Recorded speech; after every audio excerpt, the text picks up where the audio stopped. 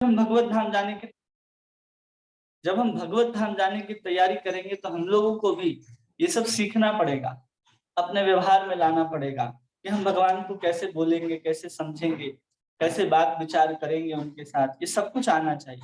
इसलिए कृष्ण के भक्तों का चरित्र, कृष्ण के साथ जितने भी भक्त अवतार लेकर के आते हैं पार्षद तनु में, वो भगवान को कितना मान सम्मान, कितने प्रेम से उनके साथ व्यवहार करते हैं, उनके हृदय में भगवान के प्रति क्या भाव होता है, ये सब कुछ हमें ज्ञात होना चाहिए। और ये सब कुछ हमें ज्ञात होगा सिर्फ और सिर्फ भगवान के भक्त जो स्तुति करते हैं, भगवान के भक्त जो भगवान के साथ व्यवहार करते हैं, उन व्यवहार के माध्यम से ही हम इन चीजों को अपने अंदर भी समझ पाएंगे। और इस साधक शरीर में भी, इस सहदेह शरीर में भी हम भगवान के प्रति वैसा भाव को हम संजो करके रख पाएंगे जो हम भगवान की सेवा में उसको हम लगाएंगे कि इस तरह से भगवान की सेवा करनी चाहिए। तो यहाँ पर महारानी कुंती ने अभी तक भगवान की स्तुति में कहा कि हमको विपत्तियां चाहिए, विपद संतुता शाश्वत तत्र जगत गुरु भवतो दर्शनम तस्याद अपना भव दर्शनम। अगर विपत्तियां होंगी तो आप भी होगे, और आप होगे तो आपका दर्शन भी होगा, और आपका दर्शन भी होगा तो पुनः फिर इस जन्म मृत्यु के चक्कर में हमें फंसना नहीं पड़ेगा। अब इसको हम लोगों ने कल समझा। आज 26वें श्लोक में महारानी कुंती कहती है, जन्म ऐश्वर्य श्रुत श्री भीरिधाम नमदः पुमान नैवाहरयति विधातुम वै त्वाम किंचित अगोचरम। कह रहे हैं कि जन्म ऐश्वर्य श्रुति श्री एदमानम मद पुमानः, कि जो जन्म से लेकर के ऐश्वर्य है, श्रुति मतलब शिक्षा है, सुंदरता है, ये सब जो है हमेशा क्या होता है, एधमान, हमेशा निरंतर बढ़ता जाता है। अभिधातुम, कि भाव विभोर होकर के संबोधित करने हेतु निश्चय ही आपको जो भौतिक दृष्टि से दरिद्र व्यक्ति द्वारा सरलता से प्राप्त हो सके। ये भगवान के भाव विभोर होकर के जब संबोधित कोई करता है भगवान, तो भगवान प्राप्त हो जाते हैं।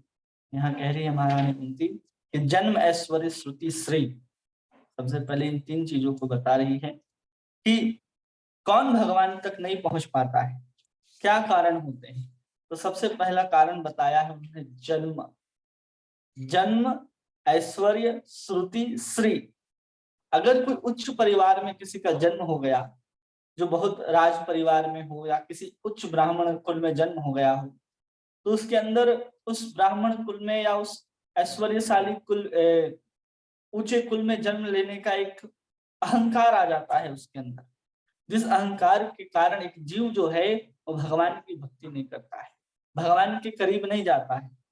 वो अपने आप को उस अहंकार में, उस गर्व में ही चूर रहता है कि देखो मैं तो इतना श्रेष्ठ ब्राह्मण के घर जन्म लिया हूं। और सब शास्त्र और श्रुति यही कहते रहते हैं कि जितने भी ब्राह्मण हैं उन सबको भगवान अपने पूजनीय के रूप में देखते हैं। जब कहीं भी देखो तो ब्राह्मण की स्तुति भगवान भी करते हुए दिखाई देते हैं। जैसे कहते हैं ना, नमः ब्राह्मण देवाय गौ ब्राह्मण हिताय च, कि ब्राह्मण और गौ की रक्षा करने के लिए भगवान अवतार लेते हैं। ऐसे बहुत सारे श्रुतियों में हमें देखने के लिए मिलता है, हर जगह मिल जाता है। जहां ब्राह्मणों की उच्च कुल की प्रसन्नता करते हुए भगवान भी दिखते हैं, भगवान को भी हम लोग देख पाते हैं। तो जब ऊंचे कुल में किसी का जन्म हो जाता है, जिसके कारण वो कभी भी भगवान के शरणागत होना नहीं चाहता, वो सोचता है अरे हमको तो भगवान ने भी हमारी स्तुति करते हैं, हम ब्राह्मण तो सब कुछ करने में समर्थ हैं, हम ब्राह्मण ही यज्ञ में मंत्र पढ़ करके भगवान को प्रकट करने में सामर्थ्यशाली होते हैं। सब कुछ इस तरह का अहंकार जब उनके अंदर आ जाता है कि हम भगवान से बड़े हो गए, कई बार ऐसा होता है। तो जब ब्राह्मण को या उच्च कुल में जन्म लेने वाले किसी भी व्यक्ति को इस तरह का अहंकार आकर के घेर ले कि हम तो इतने ऊंचे कुल में जन्म लिए हैं और भगवान भी हमारी प्रसन्नता करते हैं, प्रशंसा करते हैं, तो हमें अलग से भगवान की भक्ति करने की आवश्यकता नहीं है, ऐसा वो मानने लग जाते हैं, ऐसा वो सोचने लग जाते हैं। जिसके कारण में फिर ब्राह्मण नहीं, द्विज नहीं रह जाते। फिर प्रभुपाद समझाते हैं कि द्विज बंधु केवल द्विज के बंधु रह जाते, द्विज नहीं रह जाते। ब्राह्मण कुल में जन्म होता है लेकिन वास्तव में ब्राह्मण नहीं रह जाते। ब्राह्मण का गुण होना चाहिए कि आस्तिक्यम कहा गया है, जहां ब्राह्मणों के गुणों का वर्णन आया है वहां पर गीता में कहते हैं कि उसको आस्तिक्यम, भगवान के ऊपर विश्वास होना चाहिए। लेकिन यहाँ पर ऊंचे कुल में जन्म लेने के कारण खुद के ऊपर अहंकार आ जाता है, खुद के ऊपर विश्वास बढ़ जाता है, इसलिए वो लोग भक्ति के पथ में नहीं आते, कर्म कांड में उलझ जाते हैं कि हमारे ही सब कुछ यज्ञ आहुतियां प्रदान करने से भगवान प्रसन्न होते हैं, लोग उसी में अटक जाते हैं ऊंचे कुल में जन्म लेने के कारण। इसलिए सबसे पहले महारानी कुंती कहते हैं जन्मये, फिर कहते हैं ऐश्वर्य, जिसको महान ऐश्वर्य प्राप्त हो गया हो, धन का ऐश्वर्य हो या फिर पद का ऐश्वर्य हो, किसी प्रकार का ऐश्वर्य हो, उस ऐश्वर्य को प्राप्त करके भी एक जीवात्मा भगवान का भजन नहीं कर पाता है, कभी भी नहीं कर पाता है। क्यों नहीं कर पाता है? इसलिए नहीं कर पाता है कि जब उसको पता चलता है कि जिसके लिए लोग भगवान के पास जाते हैं, सामान्य तौर पर हम लोग भी देखते हैं कि कोई भगवान के पास जा रहा है भगवान से कुछ मांगने के लिए, और जो बहुत संपन्न है, ऐश्वर्यशाली है, वो भगवान के पास क्यों जाए? उसको तो लगता है हमारे पास पुत्र है, पत्नी है, गाड़ी है, बंगला है, बहुत सारे धन है, इतने सारे नौकर चाकर इधर से उधर काम करते हैं, 2-4 फैक्ट्रियां चलती हैं, तो उनको लगता है सब हमारे पास ही है, अब हमें भगवान के पास जाने की आवश्यकता नहीं है, भगवान से मांगने की, भगवान की पूजा, भगवान की श्रद्धा, भगवान की अर्चना या मंदिर जाने की हमें कोई आवश्यकता नहीं है। इस तरह की भावना, इस तरह की चेतना को प्राप्त कर लेता है जब जीवात्मा को ऐश्वर्य प्राप्त हो जाता है। हम लोग भी अपने जीवन में कई बार देखते होंगे कि जिसको बहुत सारा धन जिनके पास प्राप्त होता है, वो धन के मद पर इतने ही चूर होते हैं उस ऐश्वर्य के कारण, क्यों किसी को कुछ समझते ही नहीं है। वो समझते हैं कि जो कुछ भी है सब मेरे पास है, दुनिया मेरे हिसाब से चलती है, उनको ऐसा लगने लगता है केवल उनके ऐश्वर्य के कारण। इसलिए भगवान के सत्ता को, भगवान के भक्ति को नकारते रहते हैं, भक्त को भी दुत्कारते रहते हैं। इसलिए कभी भी देखेंगे तो जो बहुत बड़े घर वाले हैं उनके घर भक्ति जो है आपको देखने को नहीं मिलेगी, अनेक प्रकार के कर्म कांड दिख जाएंगे, क्योंकि उनको कहीं ना कहीं डर लगा रहता है कि छिन न जाए, कुछ हो न जाए, तो अमुक अमुक देवी देवताओं की शरण में तो जाते हैं कि उनको लगता है ये भी हमारे से ऐश्वर्यशाली हैं, तो लोग कुबेर की पूजा करेंगे, लक्ष्मी की पूजा करेंगे, लेकिन लक्ष्मी के साथ नारायण की पूजा नहीं करेंगे। तो ऐसा सबके साथ होने लग जाता है। लेकिन सीधे कृष्ण की भक्ति बहुत बड़े ऐश्वर्यशाली व्यक्ति के घर में देखना बहुत कठिन होता है। राजा महाराजाओं के घर में भक्त को देखना बहुत कठिन होता है, बहुत दुर्लभ हो जाते हैं।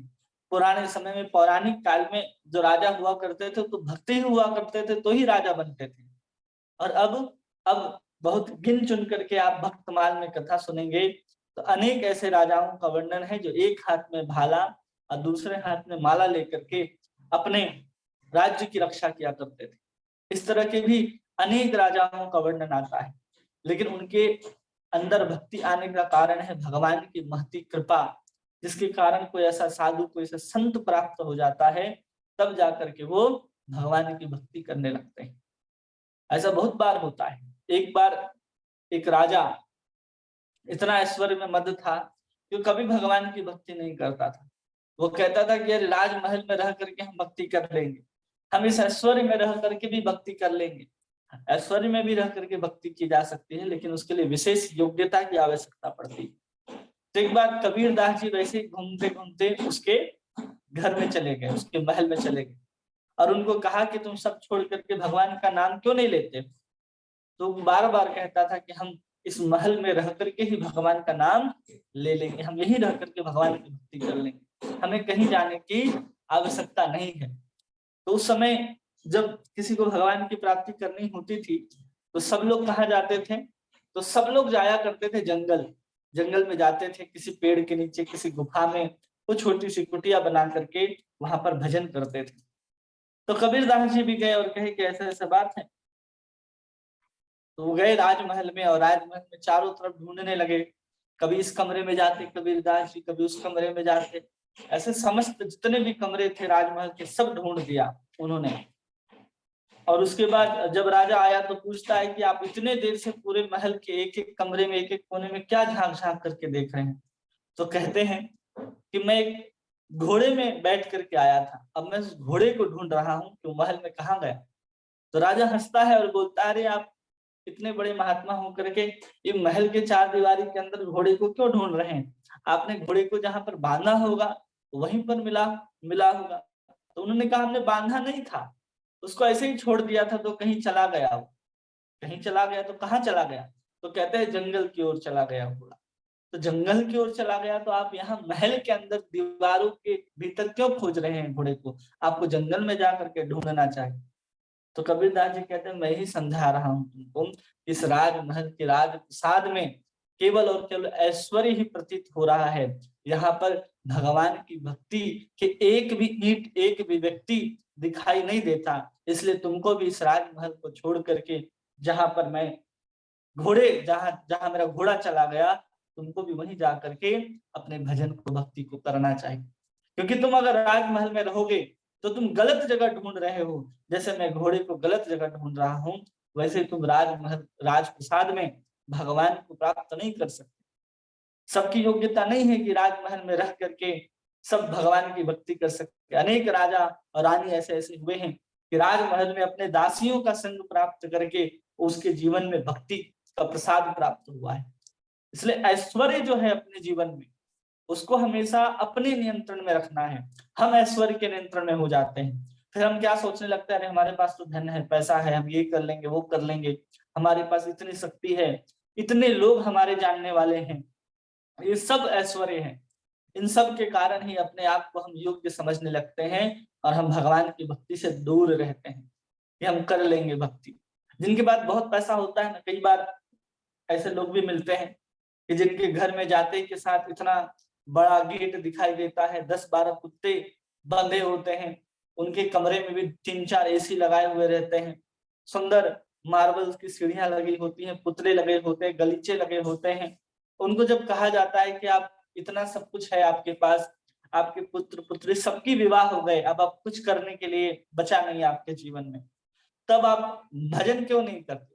तो कहते हैं कि बहुत पैसा है हमारे पास, उसको हम ये करना चाहते हैं, कैसे हमारे बच्चे संभालेंगे, हम उसको क्या करें, इस चिंता में हम लोग अभी रहते हैं विवाह। और फिर कहते हैं कि चलो हो भी गया है सब कुछ, अब किसी प्रकार की चिंता नहीं है, तो कहते हैं कि जब अंत समय आएगा हम लोगों का, तो हम वृंदावन में एक मकान खरीद लेंगे और वहीं पर जाकर के रहेंगे।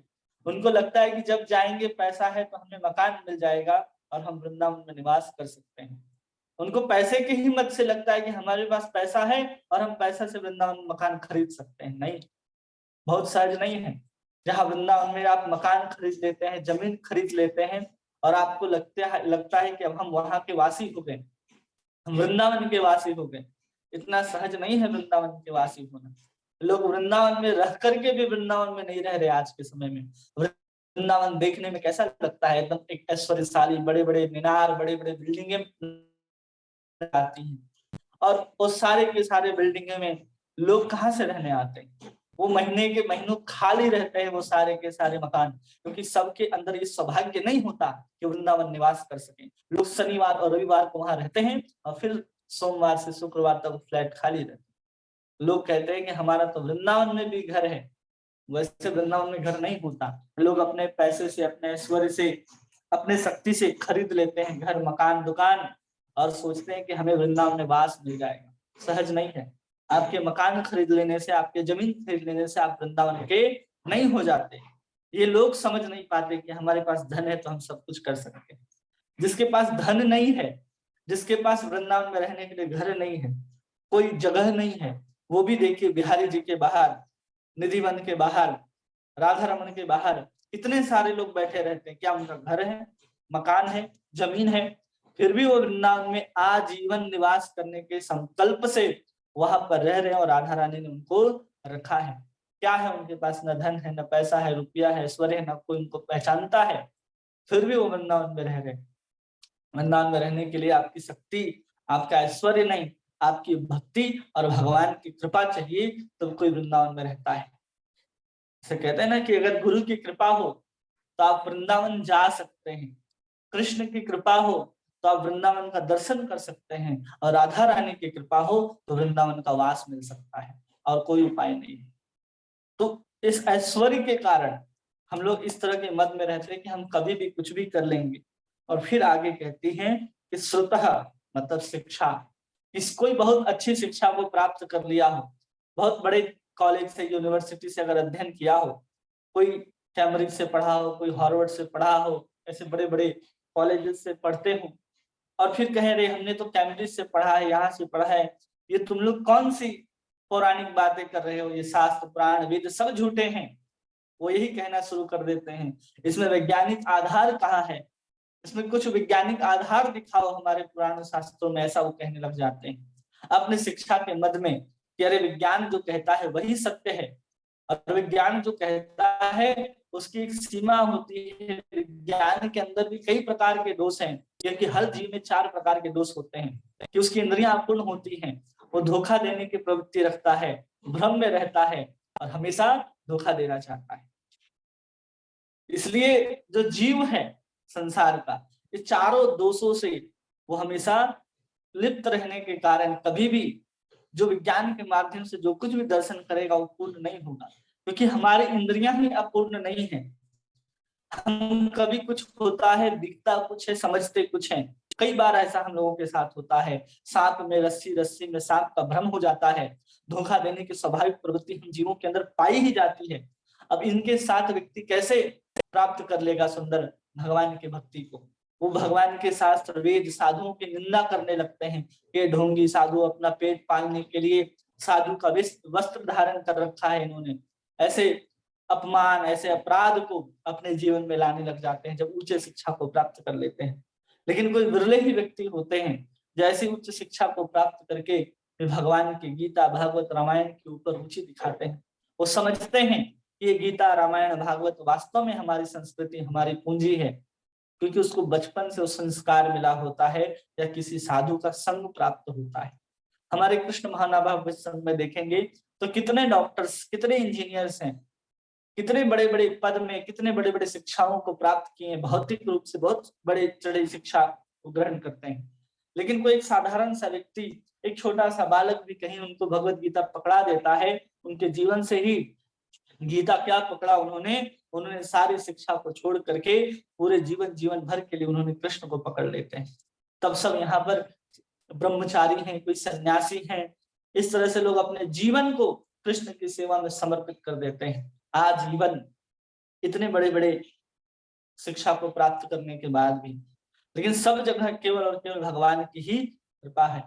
और आगे कहते हैं श्री भी मद पुमान, सबसे बड़ा कि किसी की अगर पास सुंदरता मिल जाए, हम बहुत सुंदर हैं, तो सुंदरता के मद में भी लोग भगवान की भक्ति नहीं करते हैं कि हम बहुत सुंदर हैं। कितने भी देखिए बॉलीवुड में कितने सुंदर सुंदर लोग हैं, ठीक है, अब उनको देखिएगा तो कितने लोग हैं जो उसमें भगवान की भक्ति करते, एक भी लोग नहीं दिखते कि कृष्ण का नाम कोई ले रहा है, ना वो कृष्ण का नाम लेना चाहते हैं। उनको लगता है कि मेरी सुंदरता ही सब कुछ है, उस सुंदरता के बल पर ही वो अपने ऐश्वर्य को बड़ा करते जाते हैं। उनको मान सम्मान उसी शरीर को बेच करके मिलता है, और उनको लगता है कि मेरी सुंदरता ही सबसे बड़ी है। अपने सुंदरता के आधार पर जो कुछ भी कार्य होता है, अगर सुंदरता को देख करके ही सब कुछ होता है, तो समझिए कि वो सुंदरता को बेच करके ही सब कुछ हो रहा है, मतलब शरीर को बेच करके, तो वैश्या से ज्यादा बड़ा काम नहीं है, वो वैश्या से बढ़ करके नहीं है जो अपने शरीर के सौंदर्य को ही सब कुछ समझ ले। शरीर की सुंदरता से भगवान नहीं बेचते, केवल सुंदरता होती तो इतने बड़े बड़े सुंदर सुंदर व्यक्ति हुए इतिहास में, उसकी सुंदरता से भगवान उसके पीछे पीछे आ जाते, नहीं आए। लेकिन देखिए सबरी कहाँ देखने में सुंदर थी, कर्माबाई देखने में कहाँ सुंदर थी। बात करें कि बहुत सुंदर को भगवान मिलते हैं तो बूढ़ी स्त्री है सबरी, भगवान मिले कि नहीं मिले, कोई पढ़ी लिखी भी नहीं है, शिक्षा भी प्राप्त नहीं है, फिर भी भगवान मिले कि नहीं मिले। बहुत बड़ा उच्च कुल भी नहीं है, कोई कहाँ एक भिलनी है, फिर भी उसको भगवान मिले कि नहीं मिले। न भगवान को प्राप्त करने के लिए उच्च कुल की आवश्यकता है, न ऊंचे ऐश्वर्य की आवश्यकता है, न ऊंचे शिक्षा की आवश्यकता है, ना बहुत सुंदर होने की आवश्यकता है। ये सब तो बाहरी चीज है। भगवान हमारे हृदय की सुंदरता को देखते हैं कि हमने अपने हृदय रूपी बाग में भगवान के भावों की कितने सुंदर सुंदर पुष्प लगा करके रखे हैं। तब उस हृदय के अंदर उस बगीचे में घूमने के लिए राधा और कृष्ण दोनों प्रवेश करते हैं कि भक्त ने हमारे लिए क्या क्या लगा करके रखे हैं। अपने भाव, अपने विकारों के झरने उसके हृदय में बहते हैं कि नहीं बहते हैं, तब जाकर के भगवान किसी को प्राप्त होते हैं। इन चीजों की आवश्यकता ही नहीं है कि हम भगवान को अपने शिक्षा से, अपने ऐश्वर्य से, अपने उच्च कुल से भगवान को पकड़ सकते हैं, नहीं पकड़ सकते। बड़े बड़े ब्राह्मण चैतन्य महाप्रभु की शिक्षा में, लीला में देखेंगे कि जब चैतन्य महाप्रभु श्रीवास आंगन के अंदर नृत्य करते थे, एक ब्राह्मण के अंदर इतना अहंकार आ गया कि मैं तो बहुत वर्षों से केवल दूध पान करके अपने जीवन को धारण कर रखा है, मैं तो बहुत बड़ा तपस्वी हूँ। जाकर के छिप करके बैठ जाता है श्रीवास आंगन में। चैतन्य महाप्रभु कीर्तन करना आरंभ करते हैं, उनके अंदर भाव विकार ही नहीं उत्पन्न होता है। श्रीवास ठाकुर को बुला करके कहते हैं कि बताओ कौन ऐसा व्यक्ति यहाँ पर आया है जो मेरे भाव को नहीं समझता या जिसके अंदर भाव नहीं है, क्योंकि मेरे अंदर भाव नहीं आ रहा। हाथ जोड़ करके श्रीवास आचार्य कहते हैं कि एक ब्राह्मण बहुत प्रार्थना कर रहा था कि वो बहुत जीवन से तपस्याओं के बल पर दूध पान करते हुए अपने शरीर को धारण कर रखा है। मैंने उनको आपका दर्शन, आपका कीर्तन करने के लिए आंगन के कोने में बिठा रखा है। लेकर के आते हैं उस ब्राह्मण को और कहते हैं इसको बाहर निकाल दो यहाँ से। तो क्यों बाहर निकाल दे? ब्राह्मण कहता है इसलिए निकाल दो क्योंकि आप तपस्या के बल पर मेरा दर्शन करना चाहते हैं। ब्राह्मण है तो उसको लगता है कि मैं ब्राह्मण कुल में हूं और मैंने इतने वर्ष तक तपस्या किया है और तपस्या के बल पर हम भगवान के सुंदर कीर्तन को देख सकते हैं। तो चैतन्य महाप्रभु कहते हैं कि केवल और केवल मैं भक्ति से प्रसन्न होता हूँ, ना कि तुम्हारे व्रत से और ना कि तुम्हारे उच्च कुल में, ब्राह्मण के कुल में जन्म लेने से मैं प्रसन्न होता हूँ। ऐसा कुछ भी नहीं है। जब इस बात को सुनता है कि भगवान केवल भक्ति से प्रसन्न होते हैं, वो चरण को पकड़ लेता है चैतन्य महाप्रभु की कि हम पर कृपा कीजिए, हमसे बड़ी भूल हुई। तब चैतन्य महाप्रभु उसको प्रेम दान करके कीर्तन में सम्मिलित करते हैं। इसलिए कोई अगर कहे कि हमारा उच्च कुल में जन्म है और हम भगवान की भक्ति कर रहे हैं, तो ऐसा नहीं है। ऐश्वर्य की बात करें तो चैतन्य महाप्रभु के जीवन में राजा प्रताप रुद्र आता था जगन्नाथपुरी में और कहता था कि हमें भगवान का दर्शन मिल जाए, एक बार दर्शन मिल जाए। चैतन्य महाप्रभु कहते थे कि मैं किसी राजा से नहीं मिलता। क्यों नहीं मिलते? क्योंकि राजा के अंदर एक अहंकार होता है कि मैं राजा हूं। चैतन्य महाप्रभु से मिलने के लिए कितना आतुर रहता था, दिन भर आता था। स्वरूप दामोदर से, कभी राय रामानंद से, कभी अन्य भक्तों से कहता था कि हमें चैतन्य महाप्रभु से मिला दो, लेकिन चैतन्य महाप्रभु से मिलने के लिए तैयार नहीं होते। वही राजा को देखते हैं चैतन्य महाप्रभु की रथ यात्रा के समय झाड़ू लेकर के वो रथ के आगे झाड़ू लगा रहा है। भगवान के अंदर थोड़ी सी करुणा आती है कि चलो झाड़ू तो लगा रहा है। तो उतनी करुणा होने के कारण चैतन्य महाप्रभु राजा से नहीं, राजा के पुत्र से मिलते हैं, उसको गले लगा करके भेज देते हैं। और गले लगा करके भेज देते हैं तो राजा अपने पुत्र से लिपट करके आलिंगन करके रोता है कि तुम्हारा सौभाग्य हो गया कि तुमको चैतन्य महाप्रभु ने आलिंगन किया, इसलिए मैं तुम्हें आलिंगन करके चैतन्य महाप्रभु के ही आलिंगन का अनुभव कर रहा हूँ। वहां भी जब भगवान का दर्शन करने का आया तो ऐश्वर्य के कारण कहीं ना कहीं पीछे खड़ा हो गया। और बहुत जब विनती करने के बाद जब राजा भगवान चैतन्य महाप्रभु को पता चला कि नहीं, राजा के अंदर विनम्रता है, सब कुछ है, तब चैतन्य महाप्रभु उनको अपनी सेवा प्रदान करते हैं, तब राजा को कृतार्थ करते हैं। राजा प्रताप रुद्र की ये कथा है। यही बात देखिए लक्ष्मी के साथ। लक्ष्मी परम ऐश्वर्यशाली है। अब उनको भी रास की क्रीड़ा में प्रवेश करना था, रास लीला में प्रवेश करना था। अब वो पहुंचती है वृंदावन अपने ऐश्वर्य के साथ, सुंदर कमल का फूल हाथ में लिए हुए, सुंदर लाल वस्त्र धारण किए हुए, सुंदर सुंदर वेणी गूंथ करके, अलग अलग प्रकार के फूलों से सजा करके अपने आप को, सुंदर हार, सोने के, चांदी के, हीरे के हार जो आज तक किसी ने देखे नहीं थे, ऐसे हार से सुसज्जित होकर के, सुंदर पायल पहन के, सुंदर पैरों में महावर लगा करके माता लक्ष्मी वृंदावन की ओर प्रवेश करना आरंभ करती है। जैसे ही प्रवेश करना आरंभ करती है, गोपियां रोक देती हैं कि आप कहाँ चली अंदर। तो कहते हैं कि भगवान हमारे पति हैं, हम उनके साथ रास में शामिल होना चाहते हैं। गोपियां कहते हैं आप नहीं आ सकती। क्यों नहीं आ सकती? आपका जो ऐश्वर्य का अभिमान है आपको छोड़ना पड़ेगा। स्वर्ग को छोड़ना पड़ेगा, उसके लिए क्या करना पड़ेगा? तो कहते हैं कि आपको ब्रज के अंदर गैयाओं की सेवा करनी पड़ेगी, गोबर उठाने पड़ेंगे, उस गोबर से घर को लीपना पड़ेगा, स्वच्छ करना पड़ेगा, इस तरह के कार्य को करना पड़ेगा। अब लक्ष्मी, अब वो कहे कि हम इस तरह के ग्वालिन के काम को करें, वो कभी भी संभव नहीं था। तो उस समय माता लक्ष्मी उस मद को नहीं त्याग पाती है, कि उस मद को नहीं छोड़ पाते कि हम तो लक्ष्मी हैं, नारायण के पति हैं, हमें तो मिलेगा ही रास में प्रवेश, लेकिन उसमें भी रास में प्रवेश नहीं मिलता। आज तक लक्ष्मी माता बेलवन में बैठ करके तपस्या करे कि मुझे रास मिले। इसलिए भगवान की सेवा में, भगवान की भक्ति में ऐश्वर्य भी बहुत बड़ा बाधक ही है, समझ लीजिए। इसलिए सब कुछ छोड़ करके राजा महाराजा भक्ति करते थे, या फिर उस महल में भी रह करके ये नहीं सोचते थे कि मैं यहाँ का राजा हूँ, वो सोचते थे कि भगवान यहाँ के राजा हैं और हम उनके सेवक हैं, और तब वो जाकर के उस राज्य व्यवस्थाओं को देखते। तो ऐसे ऐश्वर्य की बात, ऐसे कोई शिक्षित होकर के कहे कि हम बहुत बड़े शिक्षित, उद्धव को देखिए, बृहस्पति का शिष्य है और आया था गोपियों को समझाने के लिए कि ब्रह्म तो सर्वव्यापक है, कण कण में निवास करता है ब्रह्म, क्यों उसके लिए रो रही है? अब कहाँ वो प्रेम की बात और कहाँ वो ज्ञान की बात, कहाँ वो दीपक लेकर के आया और कहाँ यहाँ सूरज जगमगा रहा था, सूरज हिलझिल झिलमिला रहा था, गोपियों के एक एक कण में, एक एक रोमावली में कृष्ण झलक रहे थे, कृष्ण झांक रहे थे, कृष्ण की प्रेमावली उठ रही थी। अब वहां पर वो ज्ञान का दीपक लेकर के आया लोगों को समझाने के लिए, गोपियों को, ब्रह्म सर्वव्यापक है, ब्रह्म की उपासना कीजिए, क्यों रोते हैं, क्यों इतना विरह में आंसू बहाते हैं? क्योंकि वो भी दूर था, अपने शिक्षा के अभिमान पर कृष्ण के साथ तो रहता था, कृष्ण का मित्र भी था, सखा भी था, सेवक भी था, लेकिन कभी भी कृष्ण की उस माधुर्य का आस्वादन नहीं कर पाया, क्योंकि वो ब्रह्म समझता था, और ब्रह्म से ऊपर परमात्मा और भगवान, भगवान से भी ऊपर कृष्ण के माधुर्य को समझने में बहुत दूर रह गया, क्योंकि वो शिक्षा के अभिमान में मत था।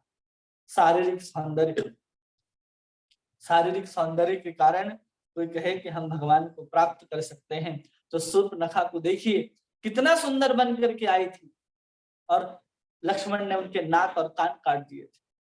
तो सुंदर होने से भी कोई भगवान को प्राप्त नहीं कर सकता। अपने सुंदरता से कोई सांसारिक व्यक्ति को रिझा सकता है, लेकिन भगवान को नहीं रिझा सकता है।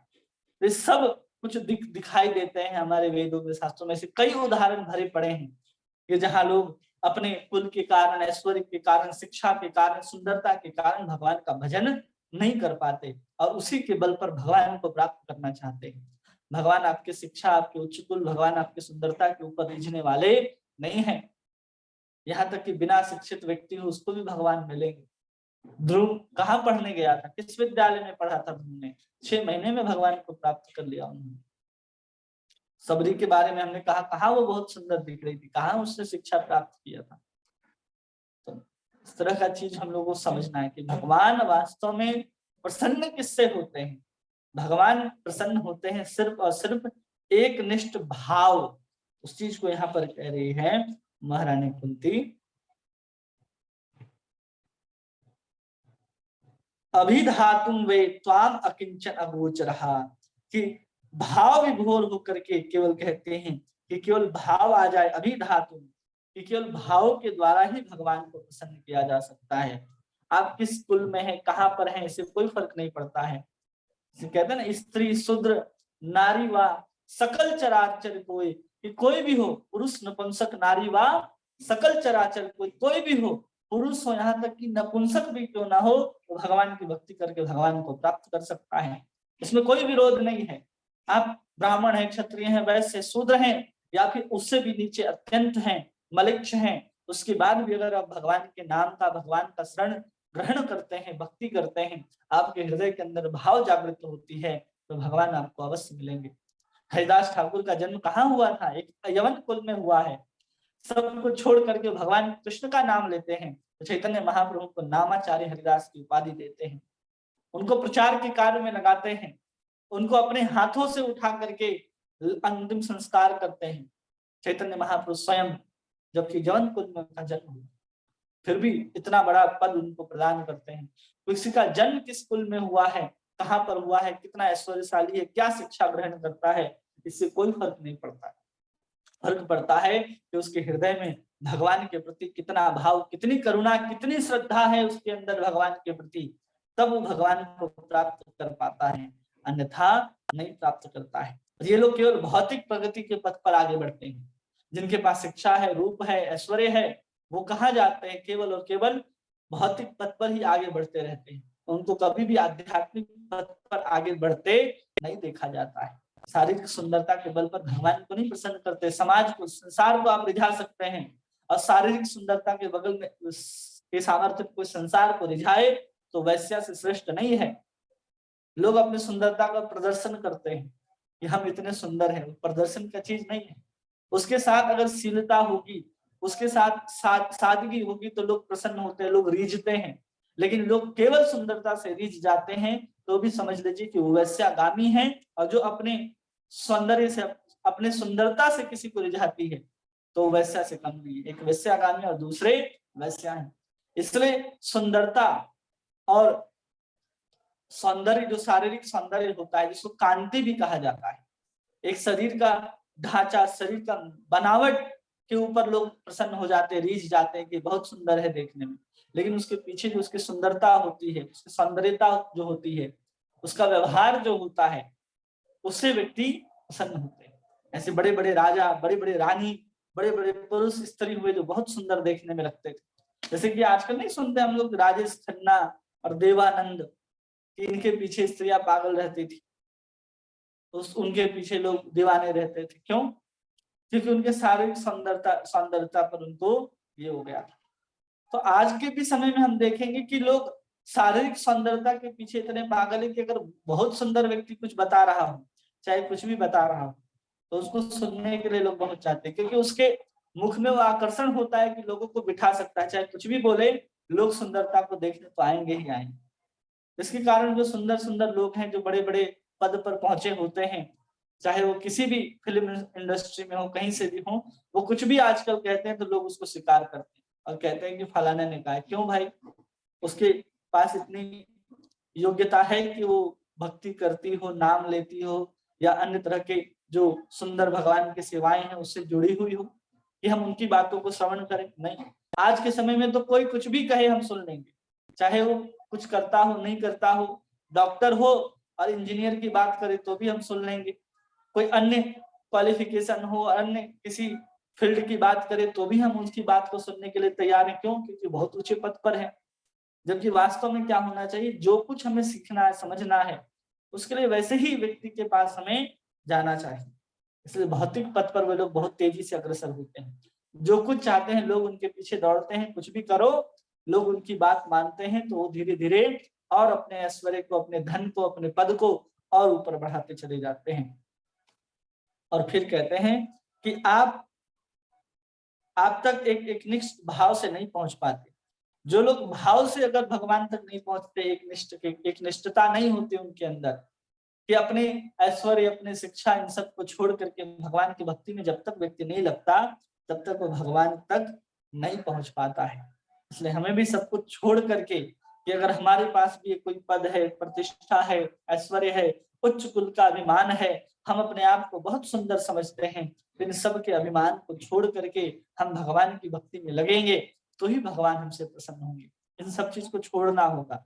यही यहाँ पर भगवान कह रहे हैं, भगवान माता कुंती कह रही हैं कि जन्म ऐश्वर्य श्रुति श्री भरे धिमा मद पुमान नैवाहत्य अभिधातुम वे वाप अकिंचन गोचर, कि जो भौतिक दृष्टि से दरिद्र व्यक्ति के द्वारा सरलता से प्राप्त हो सकते हैं। त्वाम अकिंचन गोचरम, कि आप कौन है? अकिंचन गोचरम। जो अकिंचन है ना, जिनके पास ये कुछ भी नहीं है, भाव है सिर्फ उनके पास, आप उनके पास पहुंच जाते हैं। भाव का भूखा हूं मैं, भाव से ही एक काम। भजन गाते हैं ना कि भगवान सिर्फ भाव के भूखे होते हैं, और कोई वस्तु भगवान को नहीं चाहिए। क्योंकि भगवान के सामने आपकी शिक्षा क्या वैल्यू रखती है? भगवान की सुंदरता आपके सामने क्या सुंदरता है? आप कोई भी सुंदरता नहीं है, भूत जैसे लगोगे आप भगवान के सामने। भगवान का जो पद है, भगवान स्वयं, जिनसे चारों वर्ण और आश्रमों की सृष्टि होती है, और आप ब्राह्मण कुल में जन्म लेकर के भगवान से भी श्रेष्ठ समझने लगते हैं। ये तो भगवान की करुणा है कि वो ब्राह्मणों को श्रेष्ठ इसलिए समझते हैं क्योंकि भगवान ब्राह्मण जो होते हैं लोगों को भगवान की तरफ जोड़ने का काम करते हैं, अपने शिक्षा से, अपने पूजा विधि विधानों से लोगों को भगवान की कथा सुनाते हैं, भगवान के साथ जोड़ने का प्रयास करते हैं। इसलिए भगवान उनकी बहुत सम्मान, बहुत पूजा करते हैं, और कोई कारण नहीं है। भगवान को सब उसे ही प्रिय है। भगवान कहते हैं सब मम प्रिय, सब मम उपजाई, तिन में अधिक मनुज मोहि भाई, कि सब मेरे ही उपजाए हुए हैं और सब मेरे ही प्रिय हैं, जितने भी जीव हैं, लेकिन सबसे अधिक मुझे मनुष्य प्रिय है। भगवान ने ऐसा नहीं कहा कि यही ब्राह्मण कुल है वही मुझे अत्यंत प्रिय होगा। भगवान वहां कहते हैं परित्राणाय साधुना, कि कोई भी साधु हो सकता है, जरूरी नहीं कि वो अच्छा कुल में है तो साधु हो गया। साधु होने के लिए साधुता चाहिए हमारे अंदर। जब तक साधुता का गुण हमारे अंदर नहीं होगा, हम साधु कहाँ से होंगे। साधु का सीधा सा मतलब है जो अपने जीवन को कृष्ण के लिए, अपने साधना को कृष्ण के लिए साध लिया हो, कि हमें केवल कृष्ण ही प्राप्त करने, उसको साधु कहते हैं। जैसे एक किसी बंदूक चलाने वाले के तीर अंदाज को आपने देखा होगा कि तीर को रख करके अपने हाथ में कितना ध्यान से अपने दृष्टि को अपने लक्ष्य के ऊपर टिकाए रखता है, साध करके रखता है। उसी प्रकार जिसका भी जीवन जैसा भी हो, उसने अपने दृष्टि, मन, चेतना, बुद्धि से अहंकार को क्या कर दिया हो, अपने लक्ष्य की ओर, कृष्ण के ऊपर साध लिया हो, और उसकी किसी प्रकार से दृष्टि उस लक्ष्य से ओझल नहीं होती, इधर उधर नहीं जाती, तो समझना चाहिए वो भी साधु है। बस उसके जीवन का लक्ष्य केवल और केवल कृष्ण होने चाहिए, उसको भी हमें साधु ही समझना है। अब उसके और लक्ष्य है तो उसको प्राप्त करने के लिए साधन भी करेगा, वो भजन करेगा, भक्ति करेगा। ऐसा नहीं कि केवल कृष्ण चाहिए लेकिन साधन भजन नहीं है उसके जीवन में, तो वो साधु नहीं। क्योंकि वो तीर और धनुष क्या है, ये हमारे जप माला जो हम लोग जप करते हैं वही तो तीर और धनुष के समान है, कि जिसके माध्यम से हम लक्ष्य को प्राप्त करते हैं, उस लक्ष्य को साध सकते हैं। बिना तीर धनुष लिए हुए कोई कहे कि हम लक्ष्य का अनुसंधान करते हैं, उसको भेद देंगे, संभव नहीं है। इसलिए हमें अपने आप को ही साधना पड़ेगा, और साधना के माध्यम से हम अपने आप को साध सकते हैं, अपने आप को इकट्ठा कर सकते हैं, उसी को साधना कहते हैं। साधक क्या करता है, जो तीर अंदाज होता है, अपनी समस्त चेतनाओं को, अपने मन के जितने भी ऊपर अंदर उठने वाले ऊपर नीचे के जो विचार हैं, अपनी दृष्टि को चारों तरफ से निकाल करके, समेट करके एक ही केंद्र बिंदु पर स्थापित करता है, उसी को हम लोग साधना कहते हैं। उसी प्रकार जब हम भगवान के भजन में बैठे, भगवान के कीर्तन में बैठे, तो तमाम तरह के व्यवहारों को, तमाम तरह के मानसिक विकृतियों को समेट करके बैठना चाहिए, कि मन कभी उधर ना हो। जितना हम उसे एकत्र करने का प्रयास करेंगे, उतना ही हम भगवान के और तेजी से आगे बढ़ पाएंगे। जैसे हम लोग देखते हैं ना, एक लेंस होता है, और वो सूरज का प्रकाश जब उससे होकर के प्रवेश करता है, तो जो प्रकाश है एक बिंदु पर जाकर के केंद्रित हो जाता है। तो उसे कभी कभी देखते हैं, कभी बच्चे पत्ते जलाते हैं, कभी कागज को जलाते हैं, लेंस आता है, प्रकाश पार होता है। उसमें क्या होता है, इतने बड़े लेंस के जितना भी प्रकाश होता है सूर्य का, इतने बड़े लेंस में कितना सूर्य का प्रकाश आएगा, उतने ही प्रकाश को एक जगह केंद्रित करने से सामने वाली जो कागज है, पत्ते हैं, वो जलना आरंभ कर देती है। तो सोचिए, हम भी छोटे से ही हैं भगवान के सामने, लेकिन हमारे अंदर की जितनी शक्ति है, जितनी चेतना है, उसको एक जगह केवल संपूर्ण समेट करके हम केंद्रित कर देते हैं। अपने संपूर्ण भावनाओं को जो संसार में, व्यक्ति में, व्यवहार में लगा हुआ है, उसको कृष्ण में लगा देंगे, तो कृष्ण भी हमें प्राप्त हो जाएंगे। यहाँ अनुवाद में और तात्पर्य में प्रभुपाद कह रहे हैं, हे प्रभु, आप सरलता से प्राप्त होने वाले हैं, लेकिन केवल भौतिक दृष्टि से अकिंचन मनुष्यों द्वारा जो सम्मानित कुल और महान ऐश्वर्य, उच्च शिक्षा, शारीरिक सौंदर्य के द्वारा भौतिक प्रगति के पथ पर आगे बढ़ने का प्रयास में लगा रहता है, वह आप तक एक निष्ठ भाव से नहीं पहुंच पाता। स्पष्ट रूप से कह रही है माता कुंती कि वो आप तक नहीं पहुंच पाता। कौन पहुंच पाता है? केवल अकिंचन व्यक्ति ही वहां पर आप तक पहुंच पाता है। इसलिए यहाँ पर महारानी कुंती कहती है, तो आप अकिंचन गोचरम, कि तुम अकिंचनों के आप केवल गोचर हो, जो भौतिक रूप से कोई प्रकार की ऐश्वर्यता, संपन्नता ना हो जिसके पास, उसको अकिंचन कहते हैं। या भगवान से भौतिक कोई कामना ना रहे, उसको भी अकिंचन कहते हैं। तो कहते हैं यहाँ पर तात्पर्य में प्रभुपाद कि भौतिक दृष्टि से उन्नत होने का अर्थ है किसी कुलीन परिवार में जन्म लेना, प्रचुर संपत्ति, शिक्षा और आकर्षक सौंदर्य से युक्त होना। सारे भौतिकतावादी लोग सभी भौतिक ऐश्वर्य को प्राप्त करने के पीछे पागल रहते हैं और इस भौतिक सभ्यता की उन्नति कहा जाता है। लेकिन परिणाम यह होता है कि समस्त क्षणिक भौतिक संपत्तियों के होने से मनुष्य कृत्रिम रूप से गर्वित हो उठता है, मदान्ध हो जाता है। फलस्वरूप भौतिकता के नशे में चूर ऐसे लोग भगवान का पवित्र नाम लेने तथा भाव विभोर होकर के हे गोविंद हे कृष्ण संबोधित करने में अक्षम होते हैं। शास्त्रों में कहा गया है कि भगवान का पवित्र नाम एक बार लेने से पापी इतने पापों से मुक्त हो जाता है कि वह कर भी नहीं सकता। भगवान का पावन नाम लेने में इतनी शक्ति है, इस कथन में तनिक भी अतिशयोक्ति नहीं है। सचमुच भगवान के पवित्र नाम में ऐसी प्रबल शक्ति है, लेकिन ऐसा नाम लेने में गुणवत्ता चाहिए। यह भाव की गुणवत्ता पर निर्भर करता है। ऐसी गुणवत्ता हमारे भाव के ऊपर निर्भर करती है। एक असहाय व्यक्ति भगवान का नाम भाव विभोर होकर के ले सकता है, लेकिन यदि उसी नाम को कोई भौतिकता से संपन्न व्यक्ति लेता है तो उतनी निष्ठा नहीं हो सकती।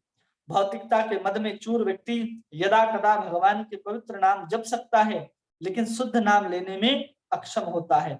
अतएव भौतिक उन्नति के 4 सिद्धांत उच्च कुल, संपत्ति, उच्च शिक्षा और आकर्षक सौंदर्य, ये चारों आध्यात्म उन्नति के पथ पर अग्रसर हेतु मानव अयोग्यताएं हैं।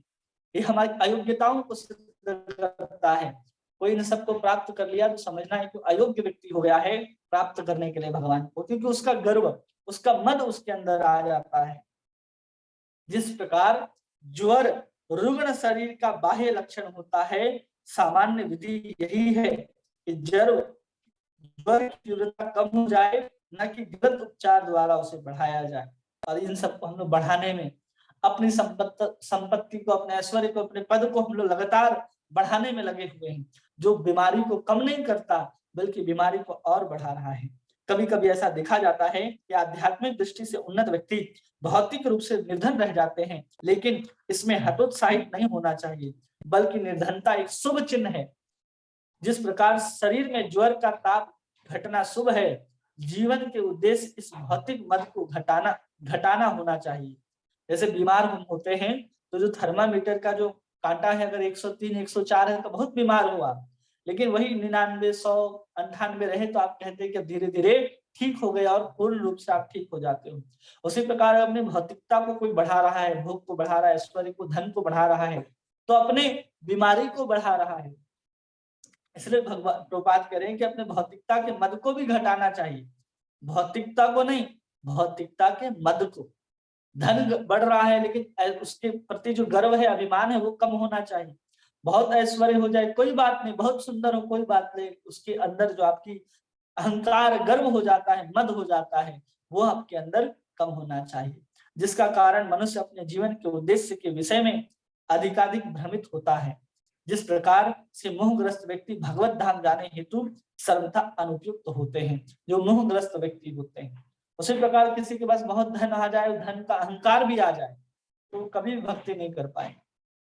कोई बहुत सुंदर हो ठीक है, लेकिन सुंदरता का अभिमान, अहंकार उसके अंदर आ जाए तो भक्ति हो नहीं हो पाएगी।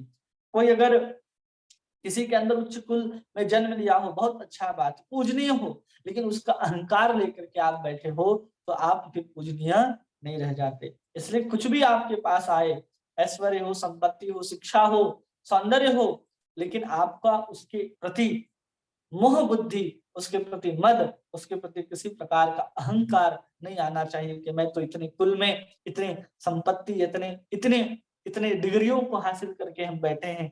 अगर ऐसा कोई सोचता है तो भगवान की भक्ति नहीं कर पाता। इसलिए भगवान की भक्ति करनी है तो हमें सब रूप से क्या होना चाहिए, अकिंचन होना चाहिए, भौतिक दृष्टि से दरिद्र होना चाहिए।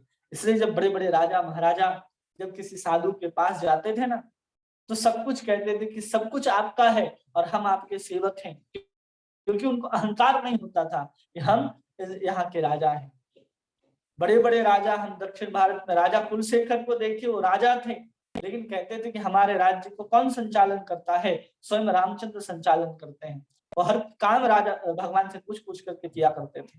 उसी को कहते हैं अकिंचन, कि सब कुछ होते हुए भी भौतिक रूप से दरिद्र के समान ही रहता है।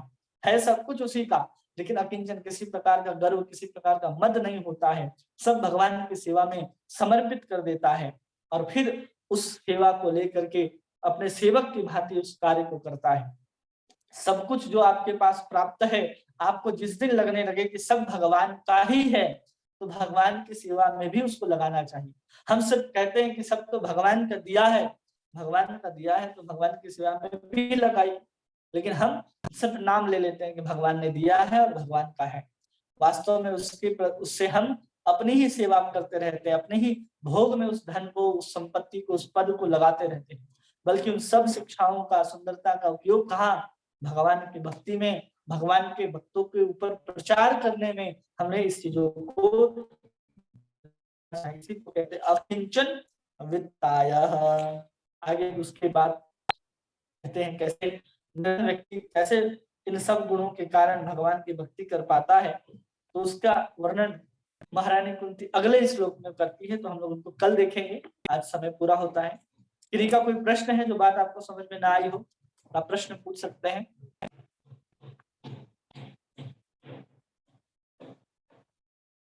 हरे कृष्णा। आवाज जा रही है सबको हमारी? हरे कृष्ण प्रभु जी, प्रणाम। बहुत अच्छी तरह समझ में आया और बहुत ही अच्छी तरह समझ में आया, कुछ बाकी नहीं रहा थे। एक चीज प्रभु जी थोड़ा सा समझ आया था कि ओम नमो भगवते वासुदेवाय का जो है मंत्र जो है, हाँ। नारद जी दिए थे। नारद जी दिए किसको दिए थे? नारद जी ध्रुव महाराज को दिए थे। अच्छा अच्छा, ध्रुव महाराज। हाँ।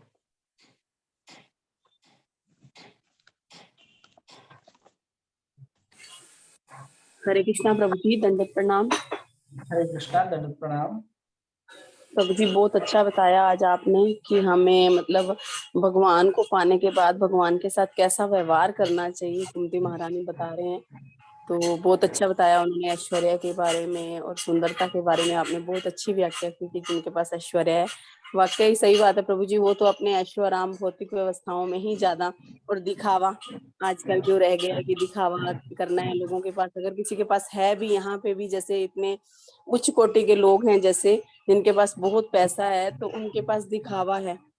जैसे प्रभु जी अब वो भागवतम भी करवाएंगे तो वो पास बैठ के सुनते नहीं है, केवल उनको ये रहता है कि हमने भागवतम करवा दी, बस दिखावा है।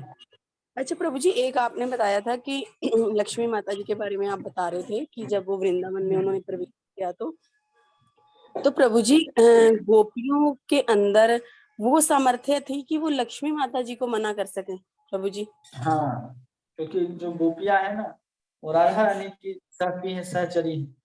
तो राधा रानी के एक एक नख ज्योति से करोड़ों लक्ष्मियां प्रकट होती हैं, तो वो भी जब पहुंचेंगी तो वो भी प्रश्न पूछ सकती है कि आप कहाँ से आए हैं, जबकि उनको पता है कि नारायण की पत्नी है और कृष्ण और नारायण में कोई भेद नहीं है। लेकिन रस को जब प्राप्त करने की बात आती है तो रोक सकते हैं। जैसे नारद जी को भी जब रास में प्रवेश करना था, तो नारद जी को भी नारद ही बनना पड़ा। उनको कुसुम सरोवर में स्नान कराया गया, तब नारद जी को रासलीला में प्रवेश मिला। भगवान शंकर ने अन्नपूर्णा से स्त्री के स्वरूप को मांगा, तब भगवान शंकर भी रास में प्रवेश कर पाए। तो लक्ष्मी, गणेश जी अपने, भगवान शंकर अपने उस ऐश्वर्य को छोड़ देते, क्योंकि भगवान देखिए कैसे अकिंचन जैसे भगवान शंकर रहते हैं, शमशान में रहते हैं, पेड़ के नीचे रहते हैं, तो कुछ है भी नहीं। तो सब कुछ छोड़ करके निर्भिमानता पूर्वक गोपियों के शरण में जाकर के गोपियों के साथ वो भगवान के सुंदर रास में प्रवेश कर पाए। लेकिन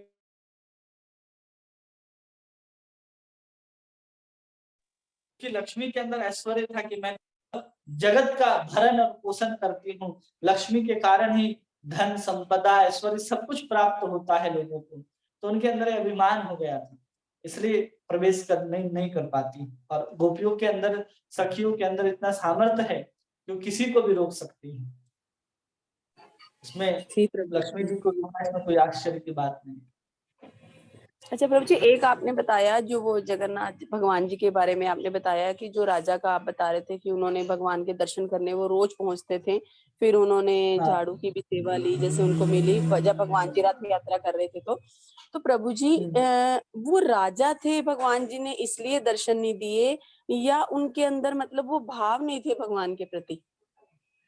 भगवान के प्रति भाव था, लेकिन चैतन्य महाप्रभु अपने शिक्षा से दिखाना चाहते थे कि एक सन्यासी को कैसा होना चाहिए।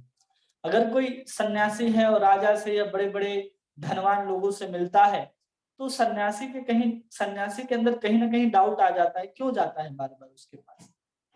और राजा के अंदर भाव भी था, उस भाव को जब प्रकट होता है उनके सेवा के माध्यम से, तब राजा को मिलने के लिए जाते हैं चैतन्य महाप्रभु। इसलिए भी नहीं मिल रहे थे क्योंकि वो राजा था, और जब पता होता है चैतन्य महाप्रभु की बहुत सुंदर भाव है, तब उनको सब कुछ देते हैं, अपना सेवा अपना सब कुछ प्रदान करते हैं। प्रताप रुद्र आते हैं, सब श्रवण करते, कीर्तन करते, उनका पद चापन करते हैं, सब सेवा फिर उनको देते हैं प्रताप रुद्र को। जी प्रभु जी। प्रभु जी, पर फिर उनके पुत्र को आलिंगन क्यों किया? वो भी तो राजा का पुत्र तो राजा ही हुआ ना। पुत्र था, लेकिन वो छोटा सा बालक था, तो छोटा सा बालक होता है उसके अंदर ऐसा कोई मद नहीं था, कोई अहंकार नहीं था, इसलिए राजा के पुत्र को सुंदर आलिंगन देते हैं। अच्छा, मतलब उनका जो बच्चा था, मतलब वो बाल स्वरूप थे। हाँ, छोटा सा बच्चा था। ठीक है प्रभु जी। ऐश्वर्य के ऊपर बहुत सारे कथाएं हैं कि ऐश्वर्यशाली अगर देखेंगे तो पुंडरीक विद्यानिधि, उनको देखिए तो कितना उनके अंदर ऐश्वर्य के साथ वो जीवन यापन करते थे, लेकिन भगवान के परम भक्त थे। स्वयं कौन है वो? जो राधा रानी के पिताजी हैं वृषभानु जी, वही पुंडरीक विद्यानिधि हैं गौर लीला में। तो ऐसे सब कोई प्रकट हुए हैं, तो उनका ऐश्वर्य को देख करके भी लोग पता नहीं कर सकता, तो उसके लिए विशेष प्रकार का पार्षदत्व तो भगवान की कृपा चाहिए, अपने अंदर इतनी सामर्थ्य चाहिए कि हम इतने धन संपत्ति ऐश्वर्य के होते हुए भी हम भगवान की भक्ति कर पाए। उसके लिए उसके मद को छोड़ना पड़ेगा, तब हम भक्ति कर पाते हैं। प्रभु जी, मैंने ना पीछे एक क्लास अटेंड की, तो उसमें ना ये बताया गया कि जो कृष्ण भक्त होता है ना, वो कभी गरीब हो ही नहीं सकता। कृष्ण भक्त जो होता है गरीब नहीं हो सकता। अभी अभी हमने तात्पर्य में प्रभुपाद कहते हैं कि भौतिक दृष्टि से भक्त गरीब हो सकता है, कहा गया ना। अब गरीब किस बात की है? दरिद्रता एक अलग वस्तु होती है, गरीबी एक अलग वस्तु होती है। दरिद्रता मतलब आपके पास खाने के लिए नहीं हो, पहनने के लिए ना हो, तो वो आपके पास नहीं होगा। लेकिन गरीब जिसको कहा जाता है, जिसके पास भगवान के लिए भी भाव ना हो, वही तो गरीब है। और गरीब की परिभाषा कबीरदास की दृष्टि से देखे तो कबीरदास जी कहते हैं कि कबीरा सब जग निर्धना, कि पूरा संसार निर्धन है। धनवंता कौन है? जाके राम नाम धन होए। धनवंता से, जिसके पास राम नाम धन है वही धनवान है। उस हिसाब से तो कबीरदास जी बोल रहे हैं कि गरीब भक्त गरीब नहीं है। गरीब कौन है? जिसके पास राम नाम नहीं है वो गरीब है। उस दृष्टि से तो कहा जा सकता है कि भक्त कभी भी गरीब नहीं होता। जी प्रभु जी, वैसे तो उनका तो खैर दूसरे भाव से था उनका कहना, तो पर बात मुझे अब आपकी समझ आ गई है कि ये कौन सा भाव है कहने का। ठीक है प्रभु जी, दंडवत प्रणाम प्रभु जी, धन्यवाद आपका। हरे कृष्णा। और किन्हीं कोई प्रश्न है? हरे कृष्णा, दंडवत प्रणाम प्रभु जी। हरे कृष्णा, दंडवत प्रणाम प्रभु जी। मैं आपने जो वृंदावन में राधा रानी और लक्ष्मी जी के बारे में बताया था, यानी कि सब लोगों को जनरल यही रहता ना कि लक्ष्मी की पूजा करेंगे या जो भी, तो आपने दोनों का अंतर बताया था, तो उससे क्लियर हो जाता है एकदम कि राधा रानी कौन है और लक्ष्मी जी कौन है। तो वो थोड़ा सा यहाँ बता देंगे क्या? यानी कि आपने उसमें कहा था कि राधा रानी जो श्रृंगार करती है, जो फेंकती है, वो लक्ष्मी ग्रहण करती है, ऐसा कुछ तो भी आपने बताया था वहाँ पे। तो थोड़ा सा एक बार और बता दें लक्ष्मी जी और राधा रानी के बीच में जो है जो अंतर है। अगर अंतर बाहरी दृष्टि से देखा जाए तो अंतर है, भीतर की दृष्टि से तत्वतः दोनों एक ही हैं, क्योंकि राधा रानी ही अपना विस्तार करती है लक्ष्मी के रूप में, लेकिन अनंत लक्ष्मी के रूप में अपना विस्तार करती है, क्योंकि अनंत वैकुंठ में अनंत चतुर्भुज नारायण विराजमान होते हैं और उनके साथ लक्ष्मी रहते हैं। हम लोग नरसिंह लक्ष्मी भी कहते हैं ना, कि लक्ष्मी के साथ भी नरसिंह है, तिरुपति बालाजी के साथ भी लक्ष्मी जी हैं। नारायण के रूप में हो, चाहे अन्य जो भी नारायण के स्वरूप हैं, चाहे वो संकर्षण हो, प्रद्युम्न हो, अनिरुद्ध हो, जितने भी स्वरूप हैं उन सब के साथ लक्ष्मी निवास करते ही हैं। तो ऐसे अनंत लक्ष्मियों के रूप में एक राधा रानी अपना विस्तार करती हैं, राधा रानी अपने स्वांश के रूप में। लेकिन अगर ऐश्वर्य की बात कही जाए, जो ऐश्वर्य प्राप्त होता है लक्ष्मी को, वो राधा रानी की कृपा से ही प्राप्त होता है। कहा जाता है कि जब राधा रानी की सखियां जब वृषभानु के महल पे राधा रानी का श्रृंगार कर रही होती हैं, और श्रृंगार करके वो जब एक एक बक्से को निकाल करके देखती हैं कि आज क्या श्रृंगार किया जाए, आज क्या श्रृंगार किया जाए, और जो पुराने आभूषणों को, पुराने वस्त्रों को धारण करती है राधा रानी, उसको उतार उतार करके खिड़की से बाहर फेंकती हैं। करोड़ों लक्ष्मियां वृषभानु के महल के किनारे अपने आंचल को पसार करके खड़ी रहती हैं। कोई कान की कंडूला, कोई पायल, कोई करधनी मेरे झोली पर गिर जाए, जिससे मैं अनंत ब्रह्मांडों का पालन और पोषण कर सकूं। ये लक्ष्मियां वहां पर इस भाव से खड़ी रहती हैं। तो राधा रानी है और ये लक्ष्मियां हैं।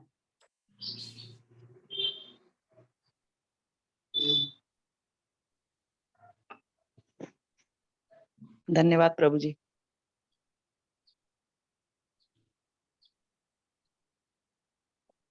हरे कृष्णा। और किन्हीं का कोई प्रश्न है, कुछ पूछना चाहते हैं? हरे कृष्ण प्रभु जी, दंडवत प्रणाम। दंड प्रणाम।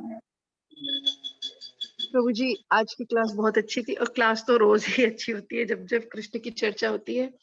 तो प्रभु जी, एक रिक्वेस्ट थी मेरी कि पुरंजन की कथा आप सुनाए ना। थोड़े दिन बचे हैं, जो कुछ आपको जाना भी है, कहीं ट्रैवल भी करना है, तो वो आख्यान में मेरे ख्याल से 7-8 दिन लगेंगे, तो हम जैसे जीवों का भला हो जाएगा प्रभु जी। ठीक है ना, जो पुरंजन शाम का वाक्यांश वक्त है, जो सुनाएंगे। माधुरी कदम भी लिखते हैं। 2-4 दिन का वक्त नहीं है, अभी हम लोग आज ही हम निकलेंगे ट्रैवलिंग। जी प्रभु जी। हाँ, उसको देखेंगे अच्छा, जैसे भी 20 समय तारीख से मिला। वो भगवत गीता स्टार्ट हो रही है। जी हाँ, जी 20 प्रभु जी। फरवरी से भगवद गीता शुरू हो जाएगी। जी जी जी प्रभु जी। आप समय विचार में कुछ कीजिएगा, समस्या? कोई नहीं, जब आपको समय मिले। हाँ,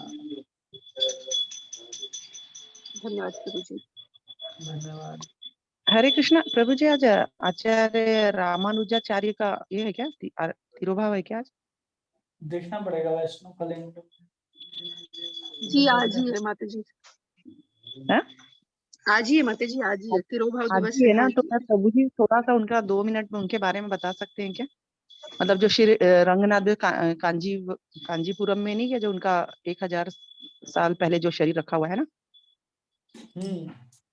तो थोड़ा सा बता सकते हैं क्या उनके बारे में कुछ? थोड़ा सा 2 मिनट में। रामानुजाचार्य जो है ना, वो श्री संप्रदाय के मेन आचार्य हैं, और जिनको लक्ष्मण जी का भी अवतार या शेष अवतार भी कहा जाता है। कई बार भगवान शेष के जो वाणी की शक्ति है, वाक शक्ति, उनका भी अवतार इनको कहा जाता है। तो ये एक बहुत बड़े संत हुए जिन्होंने श्री रंगनाथ जी के और बहुत सारे ऐसे ऐसे मंदिरों की स्थापना की। खास करके इन्होंने जो सिद्धांत दिया, जिसको विशिष्ट द्वैत सिद्धांत कहते हैं, जैसे हम लोगों का जो सिद्धांत है गौड़ीय संप्रदाय का, जिसको अचिंत भेदा भेद कहते हैं, कि जिसमें जीव का ब्रह्म के साथ भेद भी है, अभेद भी है, लेकिन वो भेद और अभेद जो अचिंत है, उसी प्रकार ये द्वैतवाद का सिद्धांत देते हैं, जिसको हम लोग कहते हैं विशिष्टाद्वैत। तो रामानुजाचार्य का अवतार जो है लगभग आज से 2500 वर्ष पूर्व हुआ था, ऐसा कहते हैं। और इनके माता जी का नाम था वेदम्मा, और उनके पिताजी का नाम ऐसे कोई था, याद नहीं आ रहा। तो उन्होंने बहुत ही सुंदर तरीके से पूरे के पूरे दक्षिण भारत में प्रचार किया था। जब ये अपने गुरु से दीक्षा लेने के लिए गए, बहुत कम उम्र था इनका, बहुत कम उम्र में ही रामानुजाचार्य ने दीक्षा ग्रहण की। तो उनको जब दीक्षा प्राप्त हुआ, तो दीक्षा प्राप्त होने के बाद जब गुरु ने कहा कि मैं तुम्हें जो मंत्र दे रहा हूँ, ये मंत्र बहुत ही दुर्लभ है और ये बहुत ही शक्तिशाली मंत्र है, जब मैं तुम्हें बता रहा तो किसी और अन्य को नहीं बताना। उनको दीक्षा प्राप्त होती है, तुरंत एक मीनार के ऊपर चढ़ जाते हैं और चिल्ला चिल्ला करके जो गुरु ने कान में उनको मंत्र दिया था, ओम नमो नारायणाय, इस मंत्र को क्या करते हैं, वो सबको सुनाना आरंभ कर देते हैं। अब लोग कहते हैं, अरे आप ये क्या कर रहे हैं, आपको गुरु के द्वारा जो मंत्र प्राप्त हुआ है उसको आप इस तरह से क्यों बांट रहे हैं? तो रामानुजाचार्य कहते हैं कि गुरु ने कहा है कि बहुत दुर्लभ मंत्र है, इसको कोई श्रवण कर लेता है, कोई सुन लेता है, कोई इसका जप करता है, तो उसको भगवान नारायण मिल जाते हैं। तो ये तो सबको प्राप्त होना चाहिए, तो मैं इसलिए सबको बांट रहा हूँ। इसलिए उन्होंने इन सब कार्य किया था।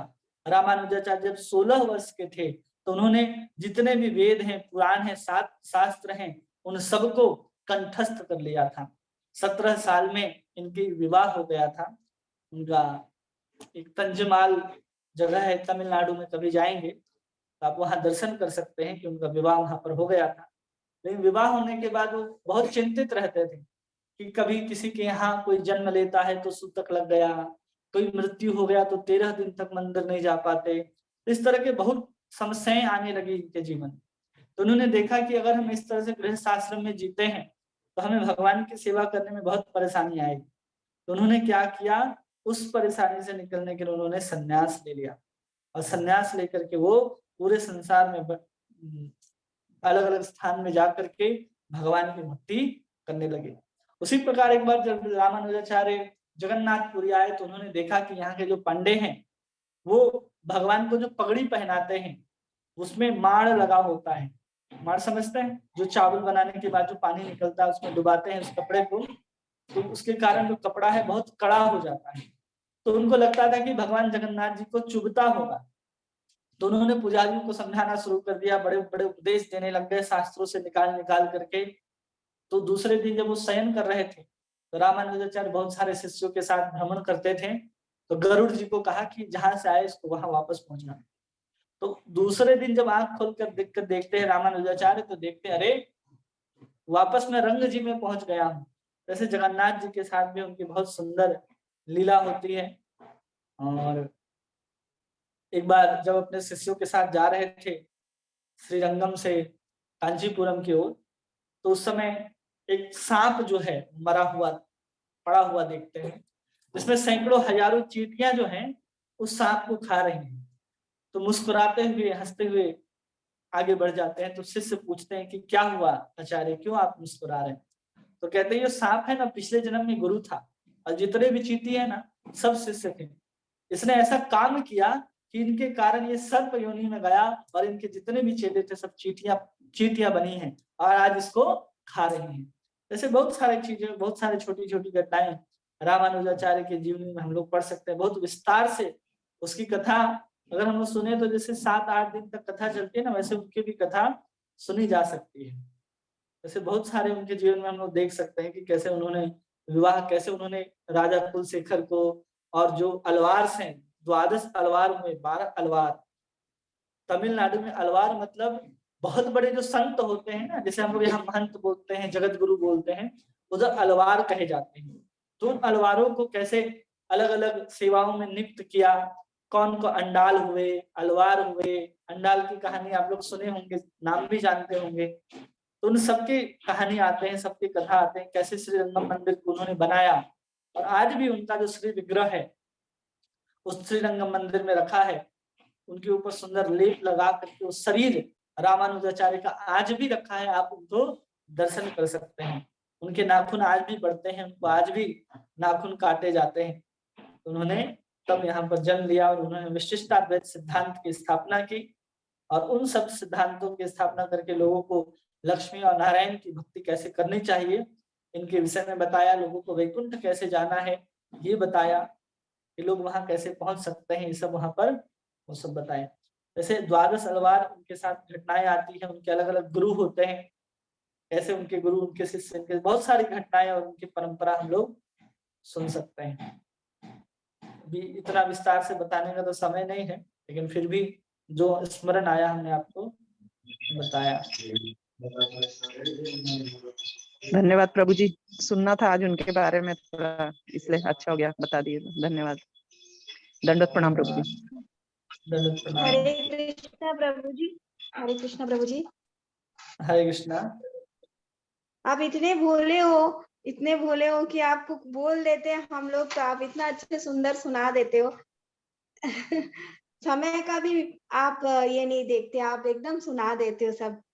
बहुत बहुत धन्यवाद। भगवान आपको ऐसे आगे भी हमारे लिए बना के रखे, हम यही प्रार्थना करेंगे भगवान से। हरे कृष्णा।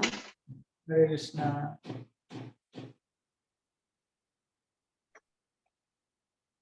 हरे कृष्णा। हरे कृष्णा। हरे कृष्णा। ठीक है, और किसी का कोई प्रश्न है? नहीं है। ठीक है, तो आज हम यात्रा शुरू करेंगे और कल तो पॉसिबल नहीं होगा।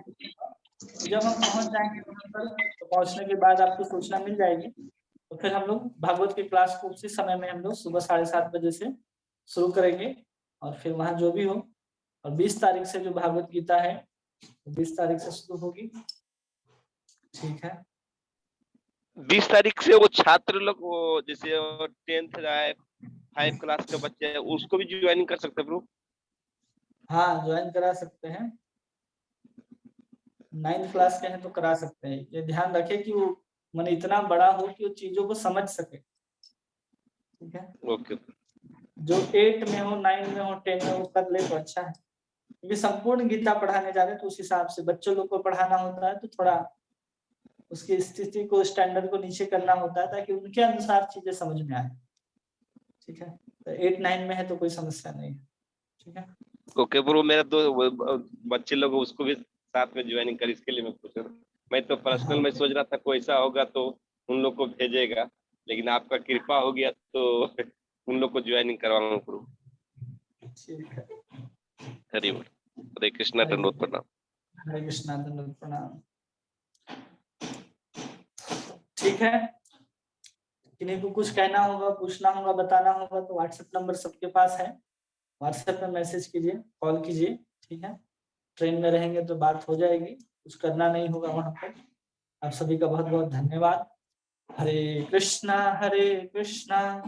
कृष्ण कृष्ण हरे हरे, हरे राम राम राम हरे हरे।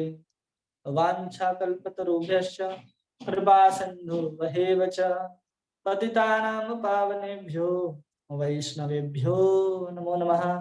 अनंत कोटि वैष्णव वृंद की जय।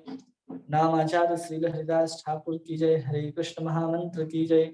सर्वस्वामी वैष्णव वृंद की जय। पंचतत्व भगवान की जय। श्री श्री नवदीप मायापुर धाम की जय। श्री श्री गौर निताय भगवान की जय। श्री श्री राधा माधव अष्ट सखी वृंद की जय। जगन्नाथ बलदेव सुभद्रा महारानी की जय। श्री वृंदावन धाम की जय। राधा रमण लाल की जय। ग्रंथराज श्रीमद् भागवत महापुराण की जय। श्रील प्रभुपाद की जय। निताई गौर प्रेमानंदे हरि हरि बोल। ग्रेस बलभद्र प्रभु जी की जय। जय हो। दंडवत प्रणाम प्रभु जी। राम प्रभु जी। दंडवत प्रणाम प्रभु जी, बहुत बहुत धन्यवाद। हरे हरे कृष्णा। कृष्णा प्रभु जी, दंडवत प्रणाम। हरे कृष्णा, दंडवत प्रणाम। हरे कृष्णा। हरे कृष्णा, दंडवत प्रणाम। हरे कृष्णा।